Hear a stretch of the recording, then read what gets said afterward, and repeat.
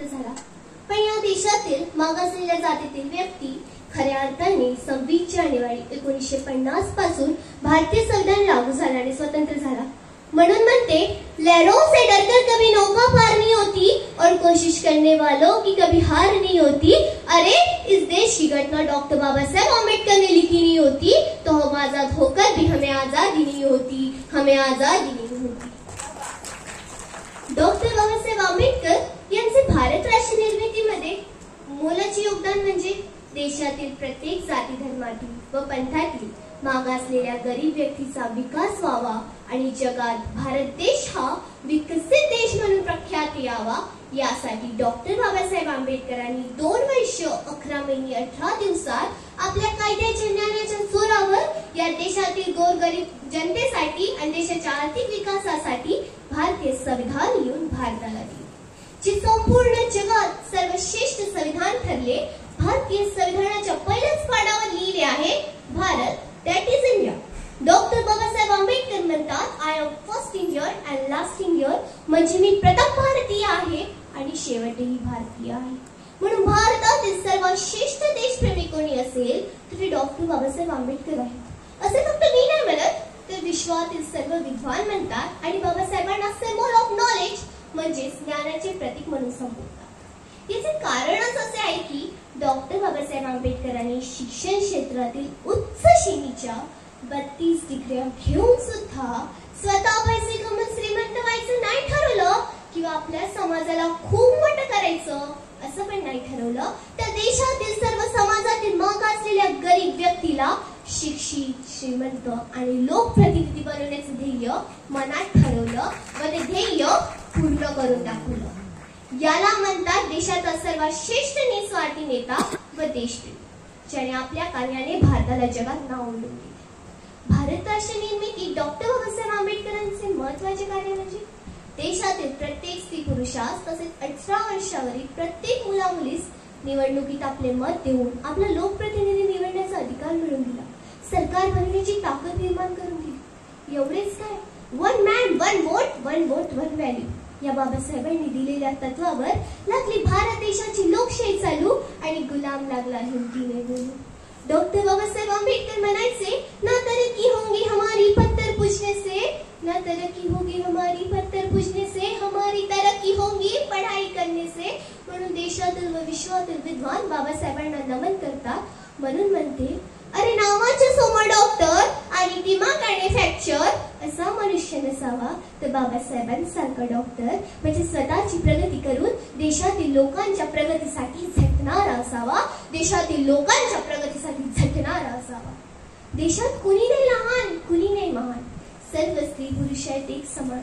नको तो धर्म, नको ती जात, फक्त आणि फक्त संपूर्ण जाती धर्मातील मागासलेल्या व्यक्तीचा व्हावा विकास, हाच असावा सरकारचा ध्यास, असं लिहिले भारतीय संविधानात, असं लिहिले भारतीय संविधानात।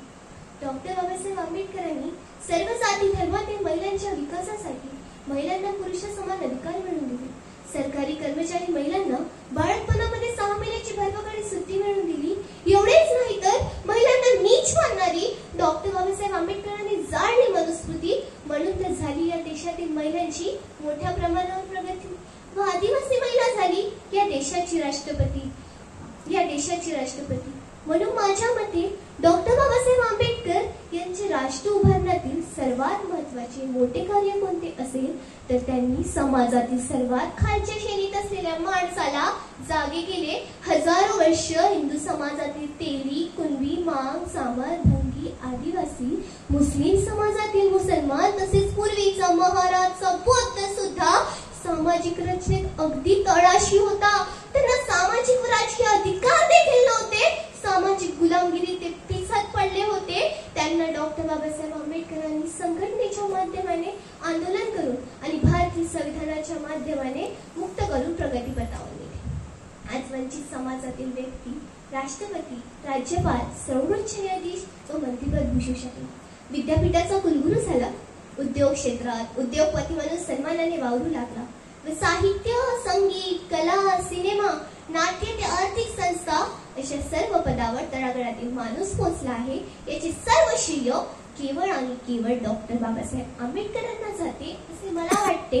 म्हणून म्हणते, बुलंद हो युवाओं की आवाज तो तकदीर तो क्या तस्वीर भी बदल देते हैं. बुलंद हो युवाओं की आवाज तो तकदीर तो क्या तस्वीर भी बदल देते हैं. देखकर युवाओं की ताकत बूढ़े भी जवान हो जाते हैं.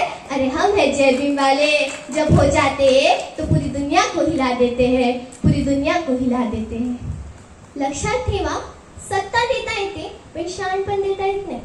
पण डॉक्टर बाबासाहेब आंबेडकरांची महानता यात आहे की त्यांनी राज्यांना सत्ता दिली आणि केंद्राला भारतीय संविधानाच्या माध्यमाने शहाणपणे दिले. बाबासाहेबांनी निर्माण केलेले भारतीय संविधान आपल्याला लोकशाही देते, एक नागरिक तत्व देते, सर्वांना समान सामाजिक, राजकीय आणि आर्थिक अधिकार देते. एवढेच नाही तर भारतीय संकल्पना सुद्धा देते. म्हणून राष्ट्र निर्मिती डॉक्टर बाबासाहेबांचे कार्य अलौकिक स्वरूपाचे आहे. पण एवढे देऊन सुद्धा भारतीय संविधानाच्या माध्यमाने देशाची मंत्री होऊन गेलेली बाई बाबासाहेबांचे भारतीय संविधान बदलवण्याची जेव्हा भाषा करते तेव्हा मला असं म्हणावंसं वाटते, बाई बाबासाहेबांचे भारतीय संविधान बदलवणं नवरे बदलवणे एवढं सोपं काम नाही. नवरे बदलवणे एवढं सोपं काम. पहिले बाबासाहेबांच्या तुलनेत तुझं शिक्षण तपासून पाय. 2च वर्ग हाय, 2च वर्ग हाय. देशातील गोरगरीब कामगारांची व सरकारी कर्मचाऱ्यांची दिवाळी उत्साहात व आनंदात साजरी व्हावी म्हणून डॉक्टर बाबासाहेब आंबेडकरांनी मोफत दिवाळी बोनसची निर्मिती करून दिली. शैक्षणिक, सामाजिक व राजकीय आरक्षणाची व्यवस्था करून मागासलेल्या व्यक्तीला प्रगतीपथावर पोहोचविले. हे बाबासाहेबांचे उपकार देशातील कोणत्याही समाजातील व्यक्तीला विसरता येणार नाही. शेवटी एवढेच बोलेल, बाबा साहब तो शब्दों में क्या तारीफ करूं मैं आपकी, आप शब्दों में कहाँ समा पाओगे. बाबा साहब तो शब्दों में क्या तारीफ करूं मैं आपकी, आप शब्दों में कहाँ समा पाओगे. जब भी बात निकलेंगी आदर्शवंत और कर्तव्यवान लोगों की, तब हम सबकी आंखों में आप ही नजर आओगे. बाबा साहब आप ही नजर आओगे, आप ही नजर आओगे. जय भीम, जय बुद्ध.